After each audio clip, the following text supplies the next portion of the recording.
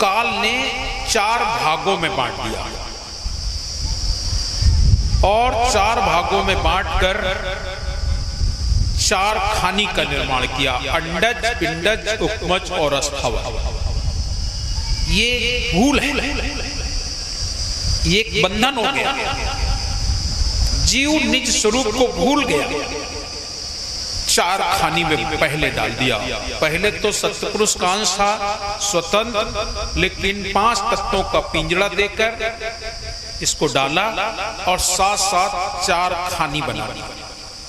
4 खानी बना दी और खानी ही नहीं बनाई बल्कि चारों खानियों की अलग अलग भाषा बना दी, सबकी अलग अलग भाषा। 4 खानी 4 वाणी और मनुष्य को 4 भागों में बांट दिया। ये मनुष्य हिंदू समाज ही नहीं, सभी समाज। हिंदू समाज में हम लोग कहते हैं 4 वर्ण हैं, ब्राह्मण, क्षत्रिय, वैश्य, शूद्र। लेकिन मुसलमानों में भी 4 वर्ण होते हैं, मुगल, पठान, सैयद और शेख, उनमें भी 4। ईसाइयों में भी अनेक मत है, उसमें भी ईसाई भी अलग अलग मत से हैं।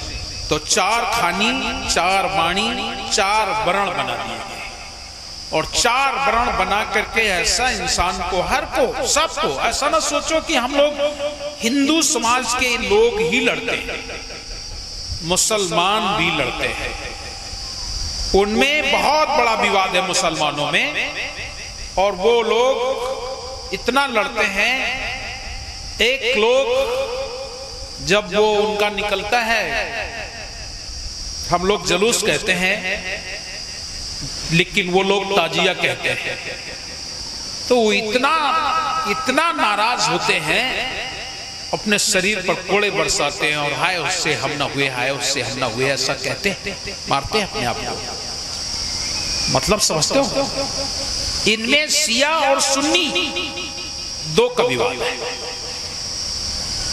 इनमें 2 लोग हैं, एक शिया है एक सुन्नी है, और दोनों आपस में लड़ते हैं। दोनों जैसे मुकुल, पठान, सैयद और शेख 4 वर्ण है, ऐसे शिया और सुन्नी की लड़ाई बराबर रहती है, हमेशा रहती है, ये कभी एक नहीं होती मुसलमानों में। तो 4 खानी 4 वाणी 4 वर्ण। देखिए हमें उलझाया कैसा, ये जीव को कितना उलझाया गया। एक ऐसी उलझन होती है उसको कब साहब ने सुलझा दिया होता या कोई नहीं सुलझा दिया होता, लेकिन इतना उलझा दिया इस जीव को, इतना उलझा दिया कि 4 वर्ण बना दिए। और 4 वर्ण में केवल हिंदुओं में वर्ण नहीं बनाए, लेकिन अन्य और लोगों में भी इसका विवरण मिलता है। हिंदुओं में भी 4 वर्ण हुए, ब्राह्मण, क्षत्रिय, वैश्य, शूद्र बना दिए। अब किसने बना दिए, कहां से बन के आए, जबकि जीव तो स्वतंत्र सत्पुरुष का अंश है एक ही, लेकिन यहाँ सृष्टि का उद्भव हुआ। और जब सृष्टि का उद्भव हुआ तो पहले ये 2 रूपों में हुआ, एक देवता और एक दैत्य। उस समय कोई जातियां नहीं थी, देवता और दैत्य 2 लोग थे। फिर इनको बांटा गया, और कैसे बांटा गया मुझे तो नहीं पता, लेकिन कहते हैं कि मनु जी ने ये वर्ण बनाए, और मनु जी ने 4 वर्ण बना दिए, ब्राह्मण, क्षत्रिय, वैश्य और शूद्र। जब मनु जी ने 4 वर्ण बना दिए तो किसी ने उनसे प्रश्न किया, मनु जी तुमने वर्ण बना दे 4, फिर न्यारे रंग बनाए क्यों ना? अगर आपने वर्ण बनाए थे तो अलग अलग रंग भी बना देते, तो कम से कम कोई आ रहा होता तो देख के समझ जाते कि हाँ वो ब्राह्मण आ रहा है भाई, वो क्षत्रिय आ रहा है, वो वैश्य आ रहा है, वो शूद्र आ रहा है। अगर अलग अलग रंग होते तो पहचान हो जाती। अब ऐसे तो नहीं पहचान है, यहाँ आप लोग इतने लोग बैठे हो तो मैं तो नहीं जानता हूँ तुम किस वर्ण से हो, किस जाति से हो। आप लोग बैठे हो तो बैठे हो, यहाँ किसी की कोई पहचान नहीं है, कोई नहीं बता सकता किस वर्ण से हो। तो उसने मनु जी से प्रश्न किया और कहा कि मनु जी तुमने वर्ण बना दे 4, फिर न्यारे रंग बनाए क्यों नहीं? फिर तुम अलग अलग रंग बना देते, लेकिन ऐसा तुमने नहीं किया, ऐसा वैसा नहीं किया कि तुम सबके रंग अलग अलग बना देते। उसने कहा मनु जी तुमने वर्ण बना दे 4, फिर न्यारे रंग बनाए क्यों ना? गोरे ब्राह्मण, जितना ब्राह्मण होता गौर वर्ण का बन जाता, गोरे गोरे सब दिखाई पड़ते, हाँ ये ब्राह्मण। लाले छत्री, लाल रंग का छत्री होता तो दूर से पहचान आ जाती, हाँ ये छत्री आ रहा है। गोरे ब्राह्मण लाले छत्री, पीले के वैश्य बनाए क्यों ना, और पीले रंग का वैश्य बना देते तो पता तो लगता। गोरे ब्राह्मण लाले छत्री पीले के वैश्य बनाए क्यों ना, करिया रंग के सूत्र बनाते, फिर पीछे को पैर लगाए क्यों ना, काले रंग के सूत्र बना देते और पीछे को पैर लगा देते, तो कम से कम दूर से पता तो लग जाता है कि हाँ ये शूद्र आ रहा है। लेकिन आपने ऐसा तो नहीं किया, ऐसा नहीं किया।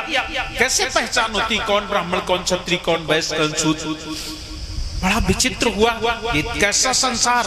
कितना, ये केवल इसलिए कि ये जीव निकलने ना पाए, बस काल का केवल उद्देश्य है कि जीव अपने सत्य पुरुष को ना पा पाए, इसी में उलझा रहे। मैं ब्राह्मण हूं, वो अपने ब्राह्मण होने का घमंड हो, मैं क्षत्रिय हूं, उसको क्षत्रियपन का घमंड है, मैं वैश्य हूं, मैं शूद्र हूं, सब अपने अपने घमंड में भूले रहेंगे, आपस में एक दूसरे से लड़ते रहेंगे, सत्य को स्वीकार नहीं कर पाएंगे। बस मेन बात है कि सत्य को स्वीकार ना कर पाए, इसलिए काल निरंजन ने तुम्हें भटका दिया, इसलिए इतने बंधन तुम्हें डाल दिए कि आप उन्हीं बंधनों में उलझे बने रहें। तो आगे साहब कहते हैं इतना ही नहीं, आप कुछ संसार में हिंदुओं के लिए पूजा करने के लिए तीर्थ बनाए गए और उनमें से 4 धाम बनाए गए, रामेश्वर, जगदीश, द्वारिका, बद्रीनाथ, ये 4 धाम है।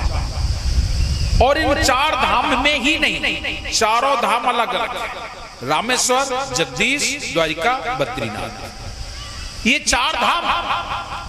और चारों धाम के अलावा 64 और तीर्थ, इसलिए 68 तीर्थ हो गए, 64 और तीर्थ, जगह जगह तीर्थ बना दिए गए कि आप, अगर तुम्हें जरा सा भी लगता है कि हमें भक्ति करना है, तो पहले तो आप गांव देहात में फंसे रहोगे, घरों में फंसे रहोगे, फिर आपका मन करता नहीं और थोड़ा आगे बढ़ के जाएं, तो आप हो सकता है गंगा जी तक पहुंच जाओ, लेकिन फिर आपको लगता है अरे भाई हमारे देश के 4 धाम है, तो 4 धाम करके आ जाते हो, 4 धाम ही नहीं करके आ जाते हो, लेकिन 64 तीर्थ है तो उनको भी करके आ जाते हैं, लेकिन तुम वहां जाके पाओगे क्या, क्या पाओगे? साहब कबीर कहते हैं क्या मिलेगा? तीर्थ में सब पानी है, जहां भी तीर्थ है वहां पर कोई ना कोई जल का स्रोत जरूर होगा। तीर्थ में सब पानी है, होवे नाई कुछ ना देखो, जहां जितना नहाओ कुछ नहीं होता, कुछ नहीं होता।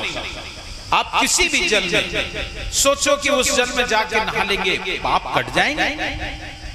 अगर पानी के नहाने से पाप कट जाते तो दुनिया में कोई पापी नहीं रहता, कोई जीव ऐसा नहीं होता, सब के सब पार हो जाते। दुनिया में कभी कोई नहाने से पाप नहीं कटते हैं। और अगर नहाना है तो साहब भी तो एक दरियाव तुम्हें बता रहे हैं, उस दरियाव में नहाओ ना। और वो दरियाव कौन? साहब ने 2 तरीके से बताया है। भरा सत्संग का दरिया नहा ले जिसका दिल चाहे, भरा सत्संग का दरिया नहा ले जिसका दिल चाहे, जिगर से दाग पातक का छुड़ा ले जिसका दिल चाहे। ये भी तो दरिया है, इस दरिया में नहाओ ना, सबके लिए बनाई गई। इसमें ऐसा नहीं कि ये मेरा तेरा कुछ नहीं। भरा सत्संग का दरिया नहा ले जिसका दिल चाहे, जिगर से दाग पातक का छुड़ा ले जिसका दिल चाहे। आपके जीवन में जो पातक लगे हैं वो गंगा जमुना सरस्वती में नहाने से नहीं छूटेंगे, बल्कि सत्संग में जाने से जरूर छूट जाएंगे। वहां आपका सत्य असत्य का निर्णय होता है। और दूसरा दरिया कहां है? गुर दरिया में नहाने वाली सजनी। अमृत धारा बह रही है। गुरु जी के पास जाकर के आप गुरु दरिया में नहा लो, वहां पर गुरु दरिया में भरा जल निर्मल सफा न हुई है गीच कांचे में, वहां निर्मल जल भरा है। आप गुरु जी के पास जाकर के, सदगुरु के पास जाके, सतपुरुष के पास जाके और उस दरिया में स्नान करोगे तो आपके पाप निर्मल हो जाएंगे। तो पानी से नहीं, इसलिए साहब ने कहा है तीरथ में सब पानी है, होए नहीं कुछ नहाए देखो। और आगे साहब इशारा और कुछ कर रहे हैं, तीरथ में सब पानी है, होवे नहीं कुछ नहाए देखो। प्रतिमा सकल बनी जड़ मूरत, बोले नहीं बुलाए देखो। वेद किताब ये सब बातों की बात है, इनमें हमने पोल देखा और अनुभव की बात कबीर कहें। अपने घट के पर्दा खोल देखो। आप अपने घट के पर्दा खोल के देखो, साहब ने तो देखा है, इसलिए वो कहते हैं कि तीरथ में जाओगे पानी ही पानी होगा, खूब नहाओ। तीरथ में सब पानी हुआ नहीं कुछ ना देखो। प्रतिमा जहां भी जाओ, किसी भी मठ मंदिर में जाओगे प्रतिमा बनी होगी, वहां मूर्ति होगी। और मूर्ति का मतलब होता है अमृत प्राय, मूर्ति का मतलब होता है अमृत प्राय, वो मूर्ति है। लेकिन हम लोग भटक गए, नहीं मूर्ति में भगवान है। और लोगों ने अब क्या बताएं, कैसा हमारा समाज, कैसा काल निरंजन ने कैसा संसार रचा। अब इतना बड़ा अफसोस होता है, लेकिन बस वही है कि साच कहे तो मारन धावे झूठे जगपति आई।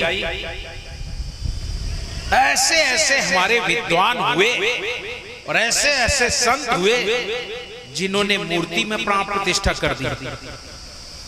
ये बड़ी समस्या है, मूर्ति में प्राण डाल दिए। और जब मूर्ति में प्राण डाल दिए,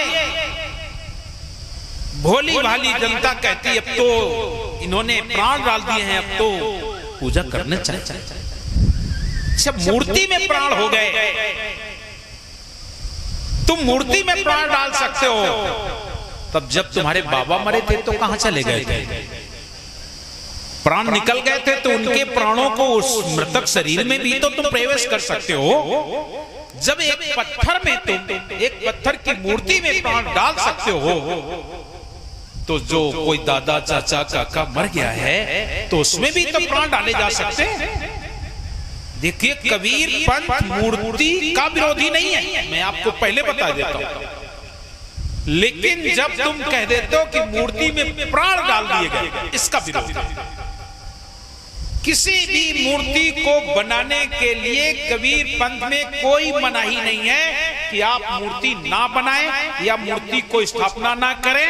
केवल यही एक भूल है कि उन्होंने तुम्हें भरमा दिया कि मूर्ति में हमने प्राण डाल दिए, प्राण प्रतिष्ठा। अब बताओ, भगवान की मूर्ति बना करके भगवान को, एक इंसान भगवान को पत्थर में प्रकट कर रहा है, प्राण डाल रहा है, यही तो भूल है। और आदमी वहीं लगा रहता है, उसी में चक्कर काटता रहता है, बस सब तो भगवान है यहाँ, भगवान है यहाँ। अरे वैसे तो भगवान अगर वहां है तो क्या यहाँ नहीं है? क्या पत्थर की जो मूर्ति बनाई उसमें भगवान है, तो क्या पहाड़ों में भगवान नहीं है क्या? साहब कबीर ने तो साफ यही बात इसीलिए कहा है, पाथर पूजे हरि मिले तो मैं पूजूं पहाड़। पूरा पहाड़ पूजने के लिए तैयार, उन्होंने इनकार नहीं किया। लेकिन पत्थर को पूजने से अगर भगवान मिलता है तो मैं पूरा पहाड़ पूज दूंगा। पाथर पूजे हरि मिले तो मैं पूजूं पहाड़।